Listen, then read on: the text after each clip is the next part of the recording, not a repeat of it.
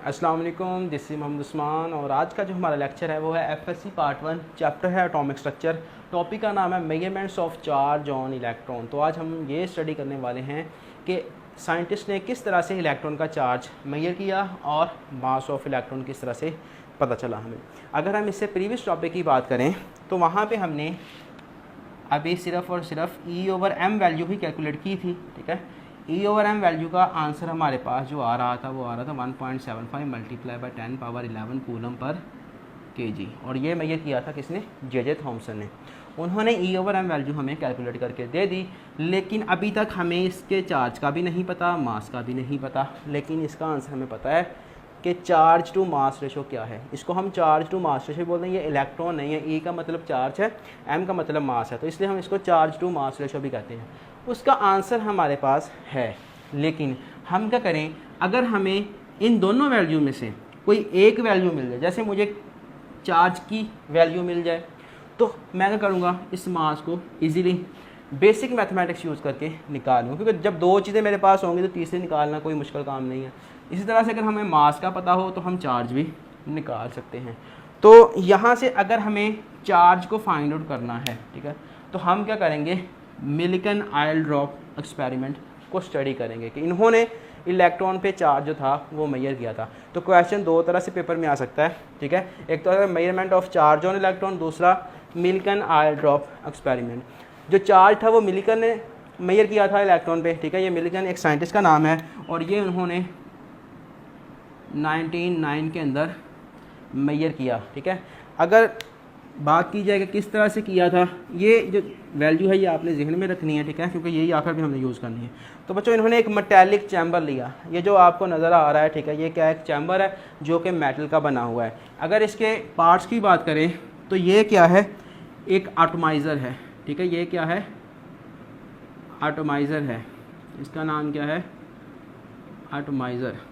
एटॉमाइज़र का काम क्या होता है, एटॉमाइज़र का काम क्या है कि यहाँ पे जो भी हमने सोल्यूशन लिया हुआ है इस चीज़ में, ठीक है ना, इसने उसकी स्प्रे प्रोड्यूस करनी है, फाइन स्प्रे या आप कह लो टिनी ड्रॉपलेट्स इसने बनाने हैं। अब इसको एटॉमाइज़र का नाम इसलिए दिया गया है क्योंकि जो स्प्रे ये बनाएगा, ठीक है ना, जो स्प्रे इसकी वजह से होगी, उसमें जो ड्रॉपलेट्स होंगे उनका साइज़ इतना छोटा होगा कि वो आलमोस्ट एटम के इक्वल होगा। तो इसलिए हम इसको एटॉमाइज़र कहते हैं।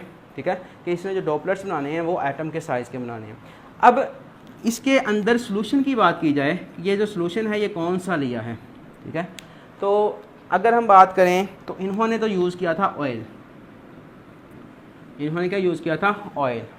ऑयल क्यों यूज़ किया, असल में इन्होंने सबसे पहले जो था वो यूज़ किया था वाटर। क्या यूज़ किया था, वाटर। लेकिन यहाँ पे बच्चों एक सोर्स थी लाइट की। ठीक है, यहाँ पे क्या था, एक लाइट सोर्स इन्होंने यूज़ की थी, क्योंकि ये चैम्बर सारा बंद था और यहाँ से इसको मेजर करने के लिए हमें इसके अंदर लाइट चाहिए थी। तो इन्होंने यहाँ पे लाइट सोर्स ली हुई थी। जब यहाँ से वाटर का ड्रॉप नीचे आ रहा था ना, अभी हमें पता चल जाएगा ड्रॉप कैसे नीचे आएगा। जब ड्रॉप नीचे आएगा तो वाटर क्या होगा, इस लाइट एनर्जी की वजह से उसका जो ड्रॉप था वो 2 सेकंड के अंदर क्या हो रहा था, इवेपोरेट हो रहा था।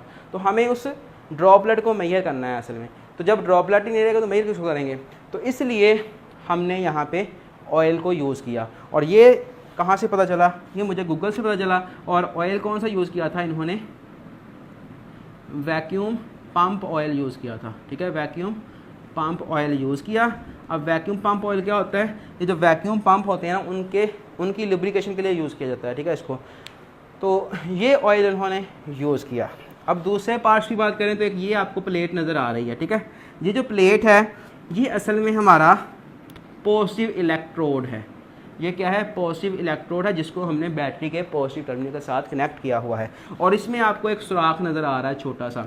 ये सुराख का क्या काम है कि यहाँ से जो स्प्रे ये बनाएगा, ठीक है, जो एटॉमाइज़र स्प्रे बनाएगा, ये सिर्फ़ और सिर्फ एक टाइम में एक ही ड्रॉपलेट को नीचे आने देगा। ठीक है, ये सिर्फ एक ही ड्रॉपलेट को नीचे आने देगा। एक ड्रॉपलेट नीचे क्यों लाना है, क्योंकि अगर यहाँ पे ज़्यादा ड्रॉपलेट होंगे तो जंजाल पूरा बन जाएगा। ठीक है ना, तो हमने अगर एक ड्रॉपलेट नीचे आ रहा है तो उसको स्टडी करना आसान है, बजाय इसके कि 3-4 इकट्ठे नीचे आ रहे हों। तो इसलिए यहाँ पे हमने एक छोटा सा होल रखा हुआ है जिसकी वजह से एक ड्रॉपलेट नीचे आएगा। और एक ये आपको प्लेट नज़र आ रही है, ये क्या है, नेगेटिवली चार्ज इलेक्ट्रोड है जिसको हमने बैटरी के नेगेटिव टर्मिनल के साथ जोड़ा हुआ है। और ये एक विंडो होती है जिसको यहाँ से हमने एक्सरे को अंदर भेजना होता है, ठीक है। एक्सरे भी इसमें यूज़ होगी, कैसी होगी वो बाद में बात करते हैं। और ये एक टेलीस्कोप है, ठीक है। इस टेलीस्कोप की मदद से हम क्या करते हैं, जो ड्रॉपलेट नीचे आ रहा है उसको हम मेजर कर सकते हैं कि वो उसकी वेलोसिटी क्या है, ठीक है। ये सारा कुछ अभी हमें पता चल जाएगा। तो अब हम स्टार्ट करते हैं। सबसे पहले क्या होता है, चार्ज इसने किस तरह से मेजर किया, यहाँ पे इसने ऑयल भर लिया, जब यहाँ से एटोमाइज़र को पंप करेगा तो यहाँ से क्या होगा, ये फाइन स्प्रे प्रोड्यूस करेगा, यानी कि कितने ड्रॉपलेट्स प्रोड्यूस करेगा। और इस होल के थ्रू एक ड्रॉपलेट नीचे आएगा, इस होल के थ्रू क्या होगा, एक ड्रॉपलेट नीचे आएगा। अभी हमने और कुछ नहीं किया, इलेक्ट्रिक फील्ड भी बंद है, एक्सरे भी बंद है, बस टेलीस्कोप और ये चल रहा है, ठीक है। तो टेलीस्कोप से हमने ये जो ड्रॉपलेट नीचे आ रहा है इसको मेजर करना है, इसकी वेलोसिटी को। तो बच्चों ये कोई चीज़ नीचे क्यों आ रही है, ठीक है ना, मतलब ये मार्कर है मेरे पास, इसको यहाँ पे छोड़ दिया जाए तो ये नीचे आ रहा है ना, तो नीचे क्यों आ रहा है, क्योंकि इसके ऊपर ग्रेविटी की फोर्स लग रही है। तो इसकी जो वेलोसिटी होगी वो इक्वल नहीं हो जाएगी फिर इसकी ग्रेविटी की फोर्स के साथ, ठीक है ना। तो वेलोसिटी को मैं v1 कह देता हूँ कि ये v1 वेलोसिटी के साथ मूव कर रहा है, जो कि इक्वल है इसके मास और ग्रेविटी पे डिपेंड कर रही है, ठीक है। तो ये आ गई हमारे पास वेलोसिटी v1। अब हमने क्या करना है, यहाँ पे एयर भेजनी है थोड़ी सी, ठीक है, और उसका प्रेशर भी काफ़ी ज़्यादा कम रखना है, ठीक है। लो प्रेशर पे हमने यहाँ पे एयर ऐड करनी है। जब एयर ऐड करेंगे तो क्या होगा, एक्सरे को एयर पे फॉल करवाएंगे, एक्सरे को भी यहाँ से छोड़ देंगे। एक्सरे का करेगी यहाँ से जाके ये जो एयर का मॉलिक्यूल होगा उसको आयोनाइज कर देगी। मतलब ये मेरे पास एयर थी, जब हमने उस पर एक्सरे कराई तो क्या होगा कि एयर जो होगी वो आयोनाइज हो जाएगी, एक पॉजिटिव बन जाएगा, अब इलेक्ट्रॉन निकलेगा। और इलेक्ट्रॉन हर एटम में से, हर एलिमेंट में से एक जैसा ही होता है, तो इलेक्ट्रॉन निकलेगा, ठीक है। यहाँ पे क्या हो जाएंगे, अब इलेक्ट्रॉन हो जाएंगे। ये जो इलेक्ट्रॉन है, ठीक है, ये जो इलेक्ट्रॉन हैं ये क्या होंगे, इस ऑयल ड्रॉपलेट के अंदर चले जाएंगे, ऑयल ड्रॉपलेट इनको टेक कर लेगा। और साथ ही हमने यहाँ से इलेक्ट्रिक फील्ड भी अप्लाई कर दी है। पहले जब इलेक्ट्रिक फील्ड अप्लाई नहीं की थी, ठीक है ना, पहले जब इलेक्ट्रिक फील्ड अप्लाई नहीं की थी तो जो हमारा नॉर्मल ड्रॉपलेट था, यानी कि जिसके ऊपर, जिसमें कोई भी इलेक्ट्रॉन नहीं था, वो नीचे आ रहा था। अब इलेक्ट्रॉन को कैरी कर लिया है इस ड्रॉपलेट ने, तो जैसे हम इलेक्ट्रिक फील्ड अप्लाई कर देंगे, पहले तो ड्रॉपलेट जब इलेक्ट्रिक फील्ड बंद होगी ड्रॉपलेट नीचे आ रहा होगा, लेकिन जैसे ही हम इलेक्ट्रिक फील्ड अप्लाई करेंगे तो क्या होगा, ये देखो ज़रा, ये नेगेटिव प्लेट है, ये पॉजिटिव प्लेट है। जब ये ऑफ है तो ड्रॉपलेट जिसके पास नेगेटिव, जिसने इलेक्ट्रॉन को कैरी किया हुआ है, तो ये नीचे को मूव करेगा। लेकिन अब हमने क्या किया है, इसको ऑन कर दिया है, तो जो ड्रॉपलेट नीचे को जा रहा था वो क्या करना शुरू कर देगा, ऊपर को मूव करना शुरू कर देगा। अब हमने इसकी वेलोसिटी निकालनी है, ठीक है। तो इसकी वेलोसिटी क्या आ जाएगी, वो v2 हो जाएगी। अब v2 वेलोसिटी किसके इक्वल होगी इसकी, असल में इस पर क्या हो रहा है बच्चों, दो फोर्सेस लग रही हैं, एक ऊपर की जानब, एक नीचे की जानब। नीचे की जानब कौन सी फोर्स लग रही है, ग्रेविटी वाली, ठीक है।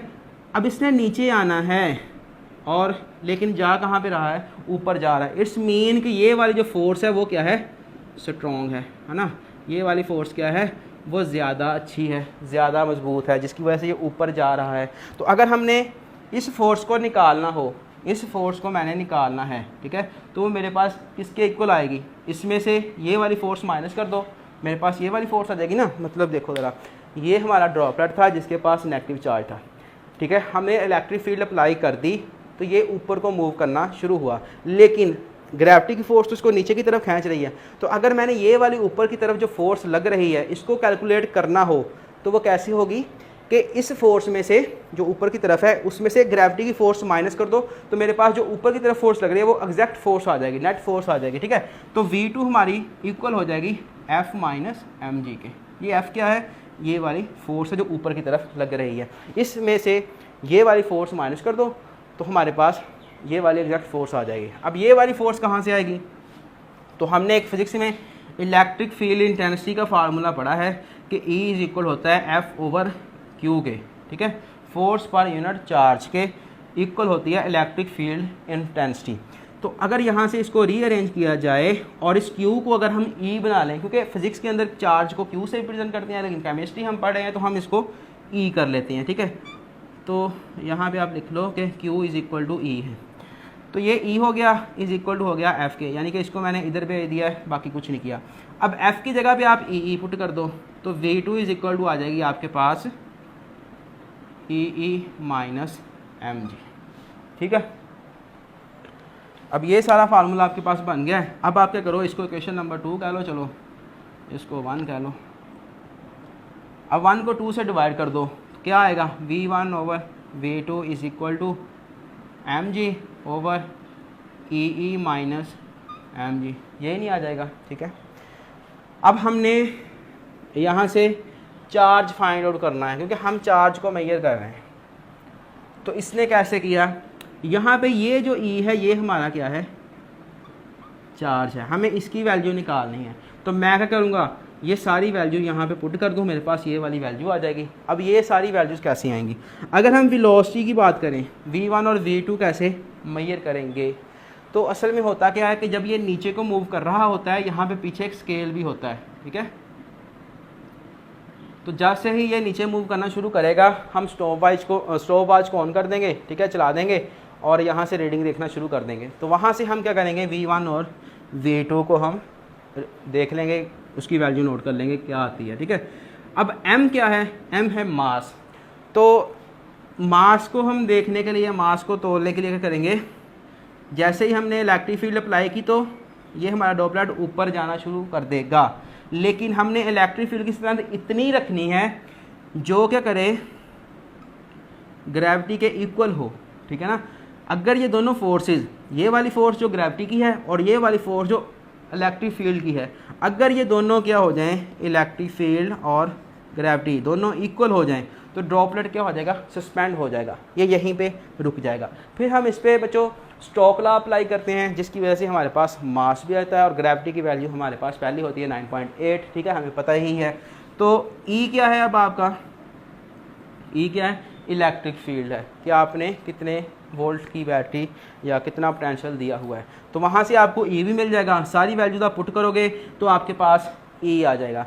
और वो वैल्यू जो मिलिकॉन ने मेजर की थी, ठीक है, उसने जो सबसे छोटी वैल्यू मेजर की थी, असल में वैल्यूज हर दफ़ा डिफरेंट आ रही थी, क्यों आ रही थी वो बात करते हैं, लेकिन उसने जो सबसे छोटी चार्ज की वैल्यू मेजर की थी वो थी 1.59 मल्टीप्लाई बाई 10 की पावर माइनस 19 कूलम, ठीक है। ये इसने सबसे छोटी वैल्यू मेजर की, लेकिन मैंने बात की थी कि डिफरेंट वैल्यूज हर केस में आ रही थी, लेकिन जो सबसे छोटा वैल्यू आ रहा था वो ये वाला था, ठीक है।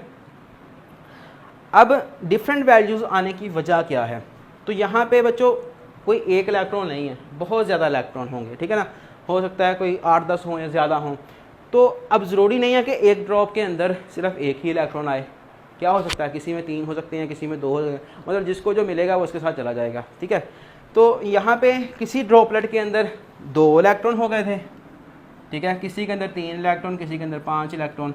तो इसने देखा जो सबसे छोटी वैल्यू है वो ये वाली है, तो सारी जितनी वैल्यू भी आ रही थी वो इसी वैल्यू का होल नंबर मल्टीपल थी, या आप कह लो कि इंटेग्रल मल्टीपल थी। मतलब अगर 2 इलेक्ट्रॉन के केस में देखा जाए तो 2 से मल्टीप्लाई कर दो 1.59 मल्टीप्लाई 10 की पावर माइनस 19 कूलम को, तो ये वैल्यू आ रही थी। अगर 3 इलेक्ट्रॉन कैरी किए थे तो यहाँ पे 3 आ रहा था इस वैल्यू के आगे, और अगर 5 इलेक्ट्रॉन थे तो 5 मल्टीप्लाई बाय ये वाली वैल्यू। तो इस तरह से उसने देखा कि सारी की सारे जो हैं वो इस वैल्यू का होल नंबर मल्टीपल आ रहे हैं। तो इसने जो सबसे छोटा चार्ज मेजर किया वो ये वाला था, और यही क्या था, उसने समझ लिया कि ये क्या है, सिंगल इलेक्ट्रॉन की वजह से आ रहा है। तो ये होता है चार्ज ऑन इलेक्ट्रॉन। किस तरह से मेजर किया ये हमने डिटेल से देख लिया, और ये मेजर किसने किया था, मिलिकॉन ने। इसके बाद की बात करें, जब ये तो था ना 1909 के अंदर इसने मेजर किया, काफ़ी आसानी से, काफ़ी इजी स्टेप इसने यूज़ किए। लेकिन इसके बाद जब रिसेंटली इलेक्ट्रॉन का चार्ज मेजर किया गया तो वो वैल्यू आई 1.60 मल्टीप्लाई बाई 10 की पावर माइनस 19 कूलम। वो भी क्या आई, बिल्कुल एक जैसी थी, तकरीबन एक जैसी है ना। यहाँ पे 5 9 है, इस 9 को अगर आप राउंड अप कर दो तो क्या हो जाएगा, यहाँ पे 6 आ जाएगा। तो ऑलमोस्ट क्या है, दोनों ही इक्वल हैं। तो ये होता है दुनिया का सबसे छोटा नेगेटिव चार्ज, यानी कि इलेक्ट्रॉन क्या है, दुनिया का सबसे छोटा नेगेटिव चार्ज है। इससे छोटा कोई भी नेगेटिव चार्ज नहीं होगा, ठीक है। तो इस तरह से ये सारा कुछ मेजर किया मिलिकन ने। अब बच्चों हमने एक दूसरा टॉपिक जिसका नाम है मास ऑफ इलेक्ट्रॉन, वो किस तरह से मेजर करेंगे ये देखना है। तो इससे पहले मैंने आपको बताया था कि E/m वैल्यू हमने कैलकुलेट कर ली थी। तो अगर हमें दो चीज़ें मालूम हों तो तीसरी चीज़ हम इजीली निकाल सकते हैं। E/m की बात करें तो वो था 1.75 मल्टीप्लाई बाय 10 की पावर 11 कूलम पर kg, ठीक है। E की वैल्यू हमारे पास आ गई, कितनी आई थी 1.59 मल्टीप्लाई 10 की पावर -19 कूलम। M अभी हमारे पास नहीं है, इसको हमने निकालना है, ठीक है। अब M को इधर भेज दो, इसको इधर ले आओ, ये उधर जाके मल्टीप्लाई हो जाएगा, ये इधर आके डिवाइड हो जाएगा। तो 1.59 multiply 10 minus 19 coulomb divided by 1.75 multiply 10 power 11 coulomb per kg, ठीक है। और इक्वल टू हो जाएगा M के साथ, कूलम से कूलम कैंसिल हो जाएगा। इन सारे को आप हल करोगे तो आपके पास 9.1 मल्टीप्लाई 10 की पावर -31 kg आंसर आएगा मास का। तो इस तरह से हमने मास भी कैलकुलेट कर लिया बाय यूजिंग E/m रेशो, ठीक है, जो कि जे थॉमसन ने निकाली थी। तो ये था हमारे पास सारा मिलिकन आयल एक्सपेरिमेंट जिसमें हमने चार्ज को मेजर किया।